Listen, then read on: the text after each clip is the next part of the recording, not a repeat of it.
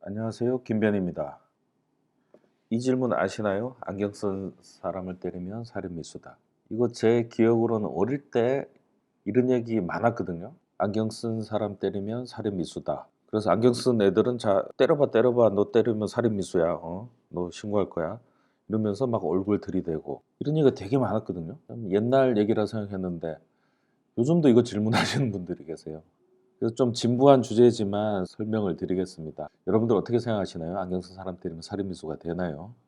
자, 살인죄는 형법 250 조에 규정돼 있습니다. 어떻게 되어 있냐면 사람을 살해한 자는 사형, 무기 또는 5년 이상의 징역에 처한다.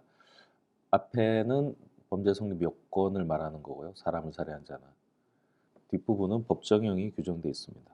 저 법정형 안에서 법관이 처단형을 선고하는 겁니다. 본문을 보시면 아시겠지만 단순하게 돼 있어요. 사람을 살해한 자는. 저 살해가 무슨 의미인지 이것은 해석에 맡겨 있습니다. 그래서 형법이라는 과목을 공부하면 형법 총론에서 범죄의 일반적인 성립 요건에 대해서 배웁니다. 그리고 지금 형법 250조 이런 건 강론이라고 하거든요. 그 총론적 이해를 이 강론에 적용하는 겁니다. 그래서 그 총론적인 설명을 좀 드리겠습니다. 철학적 관점에서 범죄를 처벌하는 것은 크게 두 가지 형태로 나뉩니다. 행위에 대해서 처벌하는지 아니면 결과에 대해서 처벌하는지 이 두 가지로 나뉠 수 있습니다. 행위 책임을 강조하면 사람을 죽이려고 생각을 가졌으면 사람이 죽지 않아도 처벌하겠죠. 근데 결과 책임에 치중하면 어떻게 되냐면 실수로 사람을 죽여도 죽었다는 것에 대한 책임을 묻습니다. 반대로 사람을 죽이려고 했지만 사람이 죽지 않으면 책임이 없게 되는 겁니다. 형벌에 있어서는 행위에 대해서 처벌하느냐, 결과에 대해서 처벌하느냐, 이 두 가지 측면에서 고민을 해야 돼요. 우리 형법은 이 두 가지를 가미했습니다. 원칙적으로는 행위 책임에 대해서 처벌을 하고 예외적으로 결과 책임을 가미하고 있습니다. 고의범만 처벌하는 걸 원칙으로 한다. 그리고 비록 결과가 나지 않았더라도 그 행위로 나간 부분에 대해서는 미수범으로 처벌한다. 이렇게 되는 겁니다. 살인죄를 예를 들면 일단 살인의 고의가 있었는지, 살인 행위에 적합한 방법을 사용했는지, 살인 행위로 나갔는지, 착수, 살인의 결과가 났는지 이런 요건들을 살펴서 살인죄가 성립되는지 토하게 됩니다. 만약에 살인의 고의가 없는데 사람이 죽었다. 그럼 과실치사가 됩니다. 결과 책임을 가미한 것이죠. 또 살인의 고의와 관련해서 설명드릴 게 확신범이라는 것이 있습니다. 칼로 사람을 찌르면서 나는 사람을 죽이는 게 아니라 이 사람을 좋은 곳으로 보낸다. 절대로 사람 죽인다는 고의가 없이 살인행위를 하는 경우. 그걸 확신범이라고 하거든요. 확신범에 대해서는 살인의 고의를 인정합니다. 자기가 아무리 죄가 되지 않는다고 생각하더라도 일단 그 행위에 담긴 고의 그 자체는 인정하는 겁니다. 너무 깊게 들어가면 어려우니까 그냥 이런 게 있다 정도 아시면 되겠습니다. 그다음에 살인에 적합한 방법이 돼야 됩니다. 이게 미신범이라는 얘기가 나오는데 내가 L라는 사람을 죽이고 싶어요. 근데 그 죽이는 방법을 어떻게 하냐면 그 사람의 이름을 빨간색으로 쓰는 겁니다. 또는 저 사람 닮은 인형에 칼을 막 찌르는 거예요. 이러면 죽을 거야. 이건 미신범이라고 합니다. 미신범은 처벌받지 않아요. 즉 살인죄가 성립하려면 그 방법이 살인에 적합한 방법이어야만 합니다.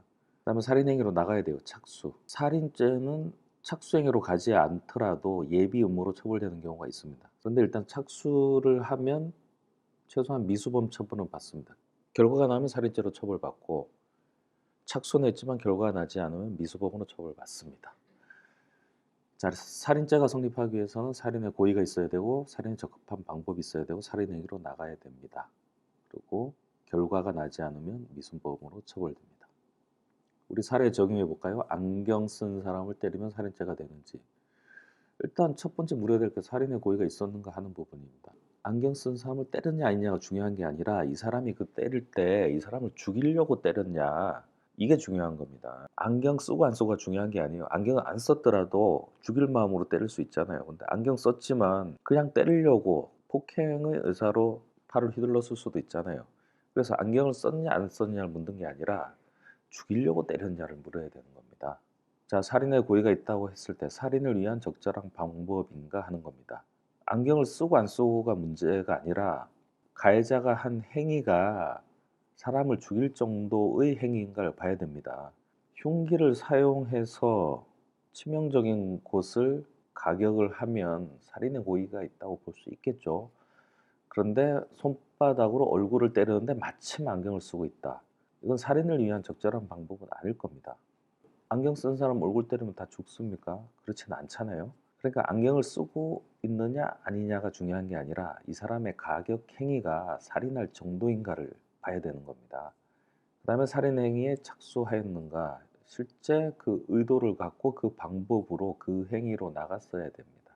그렇다면 비록 사람이 죽지 않았어도 살인 미수가 성립할 수 있는 겁니다. 이와 비슷한 질문이 하나 있습니다. 상대방이 넥타이를 잡아당기면 살인 미수가 아니냐? 그것도 마찬가지입니다. 넥타이를 메고 있었냐가 중요한 게 아니라 그 넥타이를 잡아당길 때 이 사람이 살인의 고의가 있었는가, 살인을 위한 적절한 방법인가. 물론 저 살인의 고의라는 부분은 그 사람이 보인 행동을 가지고 역으로 추적이 가능합니다. 칼을 휘두르면서 나는 살인의 고의가 없었다. 이건 맞지 않죠. 칼을 휘두르면서 폭행의 고의만 있었다. 이건 맞지 않죠. 살인의 고의는 그 사람이 보인 행동, 즉 그 방법과 착수 행위를 보고 역으로 추론할 수 있는 부분입니다. 미필적 고의라는 용어가 나오는 게 그 부분인데, 그 사람의 행위를 보면 적어도 저 결과가 발생해도 좋다고 생각했구나 라고 추정될 때 그것을 미필적 고의라고 합니다.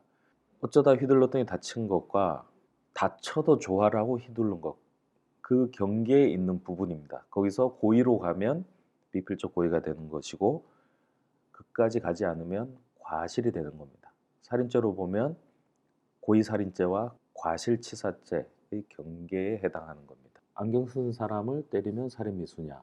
그 사람이 어떤 고의를 갖고 어떤 방법으로 어떻게 행위를 했는지 그걸 봐야 되기 때문에 단순하게 말씀드릴 수 없습니다.